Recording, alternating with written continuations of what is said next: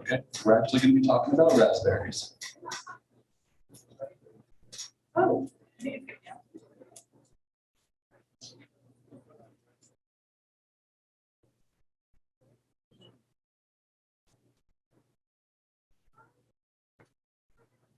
If we just swap it out, it doesn't matter.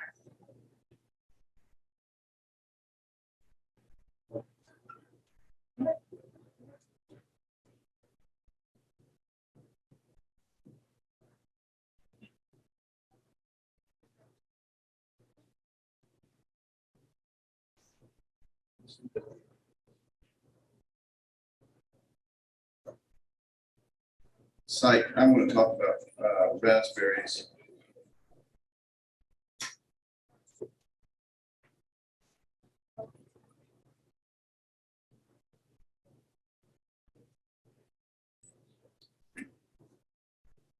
So mites are a problem on raspberries, far more so than they are on blueberries. A couple of years ago, I was contacted by folks that were saying that they're having increased problems controlling mites on raspberries. I believe a big portion of this is because of spotting Drosophila came into this area 10 years ago, and it required many applications of insecticides to control SWD. A number of these products are brought in spectrum. They take out beneficial organisms and resulting in a secondary surge of mites. We knew this problem became particularly difficult in growers of IQF fruit because they have higher standards. They want less SWD. And they also have to meet MRLs, and that reduces the number of products that they have available for SWD because of MRL limitations, and that increased their dependence on the products that potentially can flare mites. Also, in particular, we know in other crops that pyrethroid insecticides flare mites, so we don't know that was the case in raspberries, but we certainly know it in other crops. Another issue is the growers are convinced that one of their primary products, acromite, that they use during harvest has developed resistance because that's the only product they have that they really can, it's the primary product that they use to control mites during harvest. There are several miticides that you can use on raspberries, but they have limitations to their use. Abamectin, which is agromect, has a 7-day pH, 7-day pre-harvest interval, so you can't use it during harvest or right before harvest. Vindex, Savvy have MRL restrictions limit their use to early season. Zeal can only be used once. It targets eggs only, and so it can only really should be used very early season. Before the mite outbreaks occur. More on Canomite, which growers consider ineffective, but I think I'll explain why later. The current programs use Vindex or Savvy. Early, 2 application Agromite and 1 application of Zeal, and it's not giving them the control that they would like. So they funded us, when I say us, funded me and Tom Walters and I working together on this project. The Washington State Commission on Pesticide Registration also contributed to this effort. This is some results of mite controls on raspberries in 2021. This is ranked here, total number of mites collected by treatment, highest to lowest. And what you notice right here, Brigade had the most mites. Brigade is a miticide. Zeal had half the amount that Brigade has. When you see these kind of numbers, 760, this is and then the next one down is 348. This is a perfect example of a pyrethroid insecticide flaring mites. You apply it 2 times and you're going to double your mite population. But if you look at this, none of these products, all these products still had a lot of mites in them. A lot of mites. But what had the fewest? Canamite, the one that the industry feels is not very effective. Also, here is Fujimite. Here were the pyrethroids, or Asana, Danitol. They all had more than the untreated check. Agrimec didn't work. Acromite didn't work. All these products were applied at the highest rate with the surfactant that was recommended by the registrant. They all had 1 to 2 applications. This, whatever the label recommended for this one, it says, you know, if mite populations are high, repeat applications. In 2022, again, you see untreated check in the middle. You've got several that are above it. Again, here are 2 pyrethroids that more. Zeal didn't work.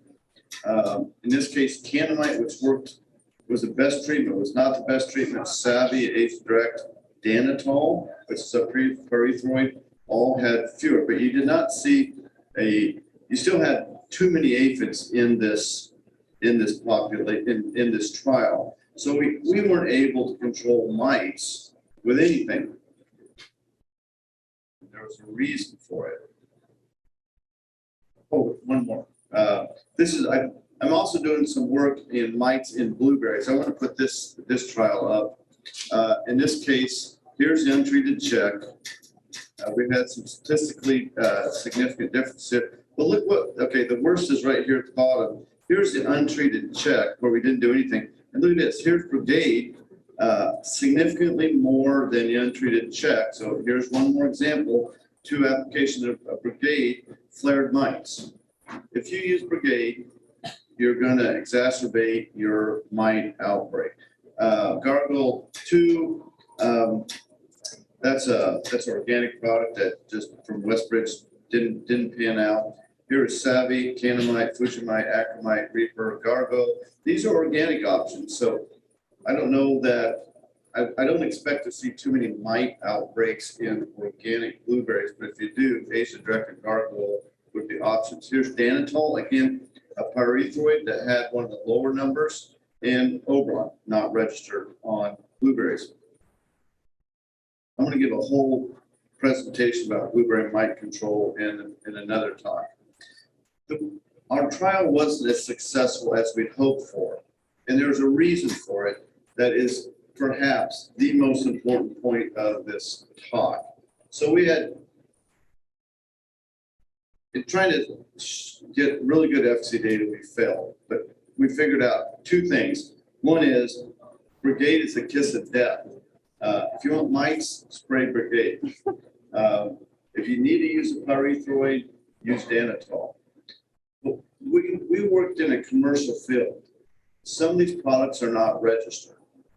They did not want off-labeled residues on their raspberries, which that would be illegal for them to enter commercial channels. So that makes sense. They didn't want off-label applications. And so we were not able to start till later in the season. When we started, the mite populations were already in outbreak mode. One of the key things, and just so you know, I do a ton of work on mites in other crops. I'll show you some of that later.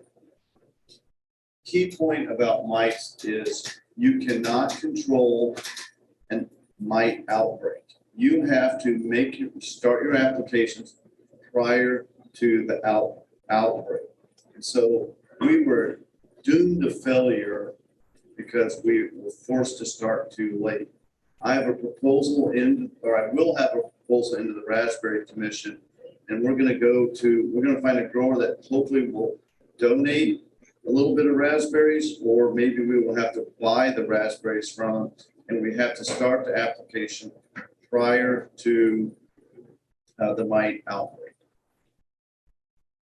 But what I really think I need to do is take a step back and take you guys back to Mite Biology 101. So historically, mites were not a pest of virtually any crop. 100 years ago, mites it's very uncommon for mites to be a problem. And there was a lot of natural enemies out there. They were not using products that took out the beneficial. Mites are naturally not a pest. They became a pest when we intervened, the phrase, maybe I have to use this word carefully, but it's called perturbation. When you disturb the ecosystem, you take out the beneficial organisms that regulate spider mites. Spider mites take off like you can't believe. I'll show you some numbers about this. But when we started using synthetic pesticides, insecticides in particular, specifically pyrethroids, and also there was poor nutrition of plants. When we got modern chemistry after World War II and started using things like urea and put more nitrogen into the plants had more nutrients. The mites did better and were more reproductively successful when we started using synthetic fertilizers. So the application of fertilizers and certain pesticides is one of the things that triggered mite outbreaks. But with the increased fertilizer, it shortened their development time, increased the number of eggs per female, and it increased the lifespan of the mites. Now, mites have 5 growth stages: egg, larva, protonymph, deutonymph, and an adult. This is what a mite egg looks like. And if you want to be a mite super freak, I'll teach you how to sex mites. Do you see how this is kind of pointed here? That's a dude. This is what a egg looks like. These are plant trichomes. If you want to know about mites, you have to have a hand lens, right? You've got to catch the mite when there's like 1 mite per leaf. You've got to be able to find that. You need a hand lens. You need to be able to look for eggs. You need to be able to nymphs, adults. There are beneficial mites out there. You need to be able to tell a beneficial mite from a 2-spot spider mite. But you need a hand lens. You're not serious unless you got a hand lens. And the older you get, the more Allen-like you get, the more you need a hand lens. I used to, a long time ago, be able to look at mites without a hand lens when I was young. But when the eggs are just laid, they're clear. As they mature, just before hatch, they get a little dark, kind of gray color. Eggs hatch out. Mites have 8 legs, except 2-spot spider mites in the first stage. The larvae only have 6 legs. This is a spider mite egg. This is a predator mite egg. You need a microscope to tell, and you got to be really good to tell a predator mite egg from a spider mite egg, but you can. Then the larvae molts and it goes into a protonymph. That's this into then it goes into a deuteronymph, and this is a deuteronymph. You see that the 2 spots are not very clearly marked. That tells you it's immature. When it's mature, it has its namesake 2 clear black spots. And you see how this is not parallel sided, it's rounded.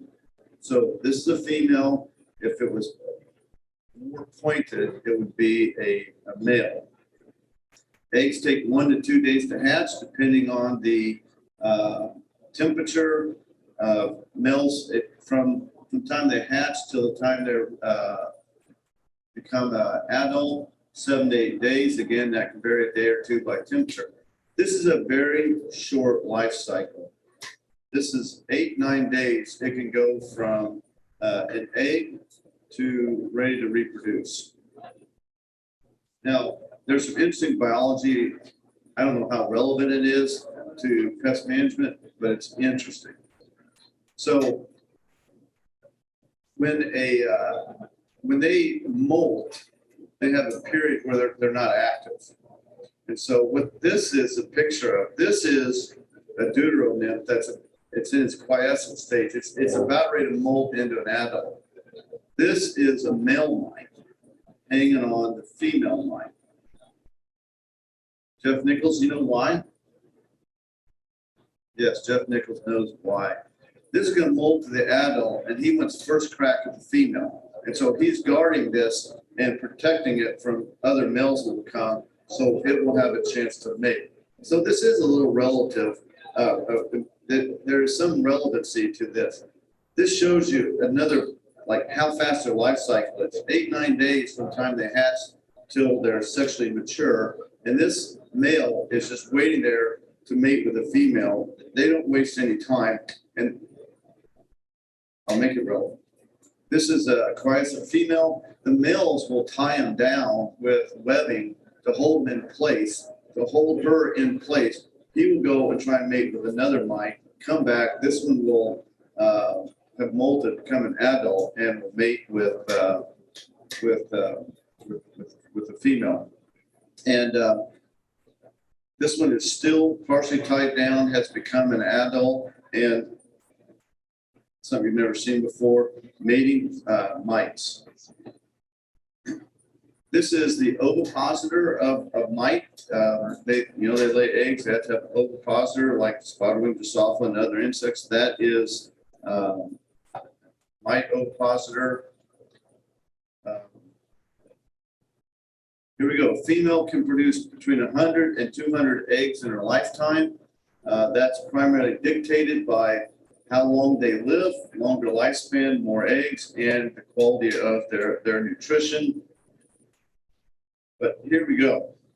They lay 5 to 10 eggs each day for about 10 days. After 10 days, they start declining, and they live for about 25 days. Here's an interesting one. Mites can choose the sex of their eggs. Male eggs produce parthenogenetically. They don't have to have sex to lay to produce males. So a female will mate with her own son. Okay, why? They balloon out.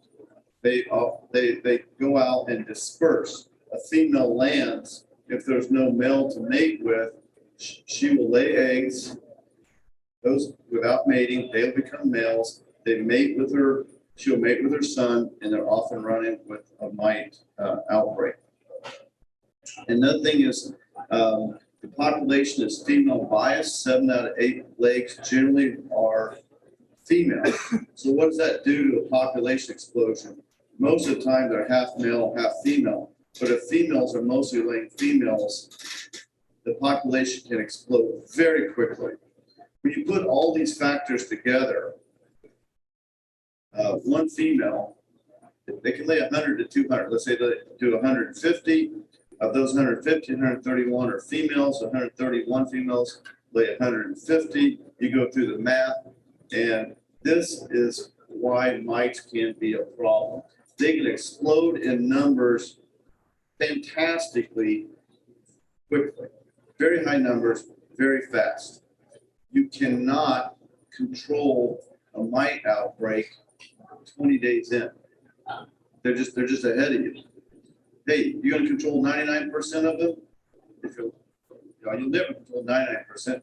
But if you control 99% and there's still 250 million in there, you still got a mite outbreak. Here's a cool picture. This is just some gratuitous kind of entomology. They produce silk. Each one of these is a spinneret. This is similar to what similar to what a spider would be like. These silks come out. They've got kind of like I'm losing it here. Kind of like it's like static electricity. They come out and they're attracted to each other. They form a web. Now there's the webbing. They can put web over their eggs to protect for predators. They also regulate the humidity, the temperature. They use it to transport themselves. They will let out a web, and the wind will catch it and transport them. They also use it to move around. They put webbing on the plant, and that this is mites moving around on a bean plant. If you can see webbing from a mite, you've already lost this deal. If you can see webbing with your eyes, there are so many mites there, no miticide is going to fix this problem. It's recreational spraying at that point. So if you can see webbing, you've lost the battle. Also, okay, as I said, they use this is I don't know how they got, this is a picture of two mites flying in the air. It's supposed to be silk on there, which I don't see. Let's see, what else? Okay, dive pause. Mites over winter as pregnant females, again, getting a jump on the outbreak. A lot of these slides here is for potato talks. You see a lot of potato references. Hey, if you got raspberries next to a cornfield, they're probably on the corn. Mites really do well on corn. Let's see. This is the feeding part. They think of it, they've got like a straw with a like a knife. It's like a syringe, hypodermic needle. They stick it in and into one cell, suck out the juice, put it in another cell, suck out the juice, and just go in and raspberry smoothie. So mites generally are not a pest unless we make them a pest. There's a lot of things that eat them. They have no real good defense against predators. They're not going to run away. They're very slow moving. They're not hard to eat. They don't fight back. They're kind of like the wildebeest of the arthropod world. There's a lot of predatory mites. This is a beetle that exists and feeds on nothing but mites. It's called a mite destroyer. That's its name, mite destroyer. And you can see these things, but often if you see these things, it means you've got, if you can commonly see these, that means you've got so many mites, you're probably not going to control it anyway.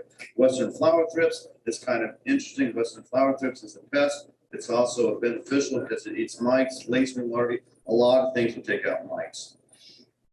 Another thing, mite outbreaks do better in hot and dry weather. So, inclement basin have hot, dry weather every year. So I do a lot of work on other crops, particularly potatoes. This is like really bad. This is called stippling. This is like really bad. So I want to tell you how we control mites on potatoes, and then I'm going to make a jump to raspberries. So you have to sample early, sample often, and use a hand lens, and you have to know what you're looking for. Again, this is for potatoes. In potatoes, we have shown that use of pyrethroids flares aphids, it flares mites, it flares thrips, and it flares potato psyll. And it flares, pyrethroid use flares mites on raspberries. So we've already proved that. In potatoes, we've determined if you spray a pyrethroid after June 15th, you increase your risk of a mite outbreak by 50%. You do two mite outbreaks, and you spray pyrethroids twice, you're going to get a mite outbreak. We do a lot of mite screening work in potatoes. We screen every miticide we can get our hands on, and to make sure we have mites, we spray on June 15th with a pyrethroid. We spray on July 1 with a pyrethroid, and we usually put a trial out for aphids. For mites by July 15th, July 30th. It's just like clockwork.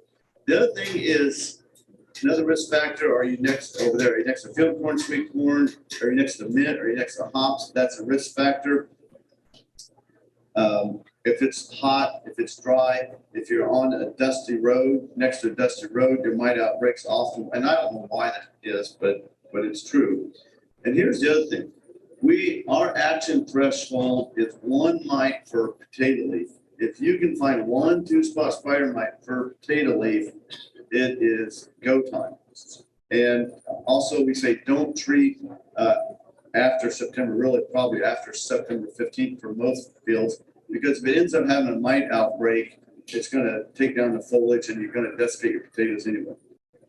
So let's talk about mites on raspberries. Now, we have not analyzed all of our data from our Raspberry Commission research. I've got a deadline coming up, so I had 6 talks at this meeting. I get done with this meeting, and I got to finish up this because I got to get a report on this into Henry soon.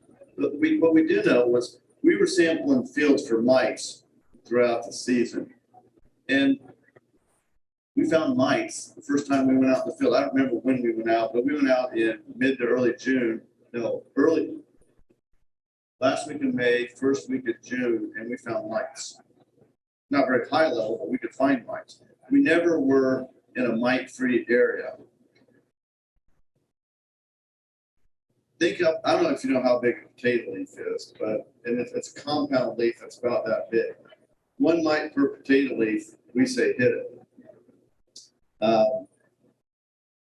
I wonder, a raspberry leaf is a lot smaller than a potato leaf.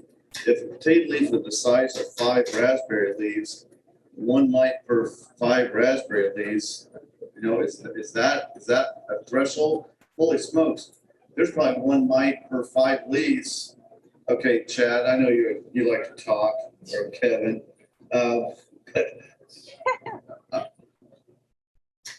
I think you could go out and find 1 mite on 5 leaves almost any time in the season. So we could really start. I don't know how early you all should be starting, but I have a feeling it's a lot earlier than a lot of people are spraying for mites. And for whatever the reason, mites develop faster on raspberries into an outbreak mode than any other crop I've worked with. I've only worked with it 2 years, but mites on potatoes do not develop into the numbers we see here like we do see on raspberries. So another thing is there's something about raspberries that make them an exceptionally good host for mites. We don't see stuff like this on blueberries, although that's a later talk. One thing I can tell you is this: you've got to be treating mites early. This is my last slide. These are the miticides that are registered on raspberries, the best I could tell. I don't think that you don't really have organic raspberries here, but if you did and you need to use some mites or problem, Ace Direct is your option. It's not maybe, and if you're going to use it, you're going to have to do it like every 7 days. Hit it, hit it, hit it, hit it, hit it. The feedback I got that Tanamite was not effective. The reason Tanamite is not effective is you cannot apply it after the outbreak has started. It has to be applied early in the outbreak cycle. And that's true for all of these. Magister, I did not have efficacy data on that. I want to try Magister. Jeff, can you say anything about Magister and mite control? I got a thumbs up. Every one of these products is an excellent miticide, but you have to understand there's some issues. Zeal, 1 application, and it only works on eggs. You can only use Zeal right at the beginning. If you're going to use Zeal, it's got to be your first application. Savvy, that's eggs and immatures. It works on immatures. So you got to apply that early. Maybe you hit Zeal, then you got MRL restrictions, but maybe you use it pre-bloom. Zeal, Savvy, and Omite. I did not know Omite was registered. I need to do some research on this. I don't know this company, but when I did this search, Omite came up. Now, Omite is Propargite. Very, very familiar with that. Propargite used to be this. By the way, how am I doing on time? Okay, Propargite used to be the standard. 100% of potatoes, 100% of miticides applied to potatoes 15 years ago and 15 to 30 years ago was 100% Propargite. They got by, they controlled mites with propargite. Other miticides came out that were more effective than propargite. Nobody uses that product anymore, but it is a perfectly good miticide. Not one of these products is a rescue treatment. You have to apply early and hit it and hit it and hit it. I don't know, these are the name brands. There is a, I tend to go with name brands, but for example, in Agrimic, there's a product called Reaper. I don't know if it's registered on raspberries, but we use Reaper because, it's $7 an acre. It's cheap, cheap, cheap. But you could do Zeal, Savvy, 7 days before you could hit acromite. You keep the population down. I would go with, you could go with Canamite. Okay, the problem with Magister, I don't have it in here. I'll show you. Oh, I don't have it in here. The problem with Magister, do you know what the problem with Magister is on raspberries? Doesn't have MRLs. So if you're going to go to Canada or if you're going to export it, you don't want to use Magister yet.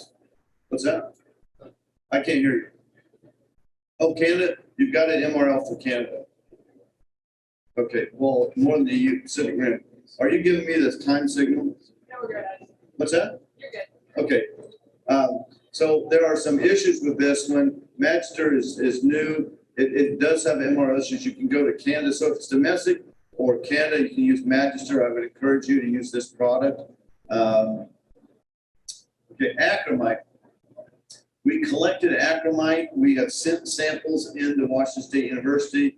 They have 5 cultures of them from fields that have been treated with acromite, and they will be tested for acromite resistance. And so we'll see if the problem with acromite is resistance, or are you applying it when it's populations are too high. If you pick up a raspberry leaf and there are 10 mites on it, you've got a problem. You may have a real serious problem if you got one good leaf, but I don't know if it's possible to keep. What do you got? What did you say? What's that? Okay, the guy that's selling Magister says you can have 20 mites on a leaf with Magister and it will control it. I would not want to be in that situation. I would not want to be the grower that does that or the guy that's going to have, if there's crop failure. But I'm just telling you, you're going to get better control every time if you apply early. I'm going to take a break here and see if there's any questions, any heartburn issues, if I missed something. Anybody got any questions for Alan before we wrap up? Okay, analytical chemist.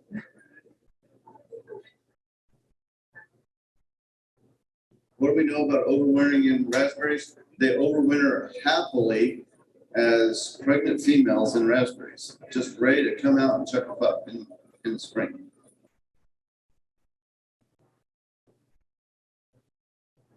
Question over here.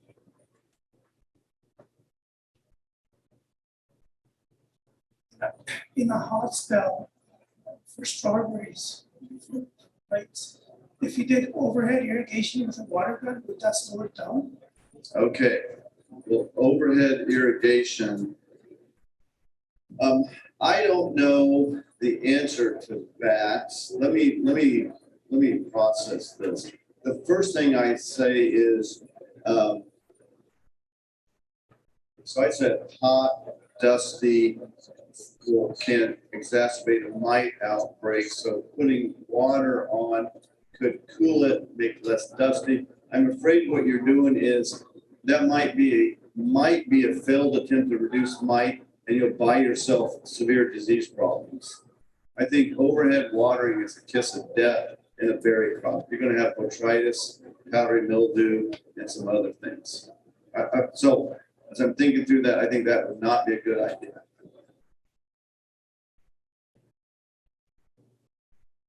Anyone else got questions for Alan? What do you got?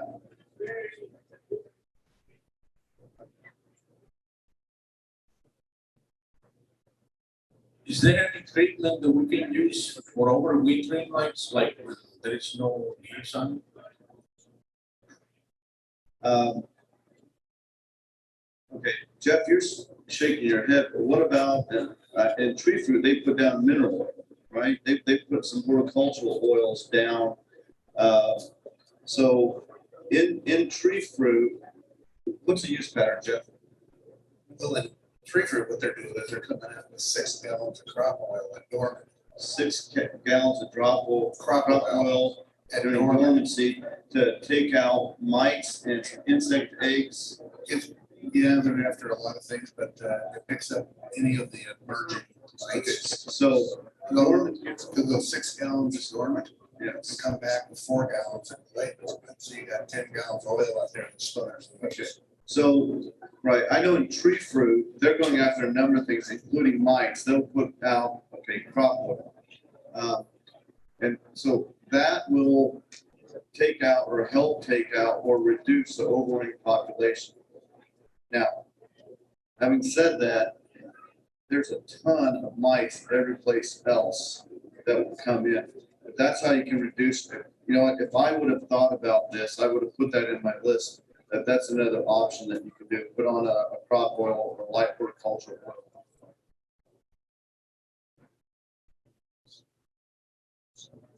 All right. All right. Thanks so much, Alan. Thank you very much.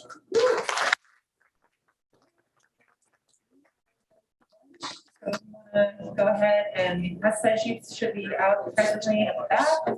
They'll be on both sides of the room, so if you want to head toward the door or toward the corner there. And then we're back here after lunch at I believe 1:30 in this room with the Raspberry Commission meeting, and then our next pesticide credit EC's over here. over in the other room at 3:30. So you want us? Oh, there you go. Okay, peace out.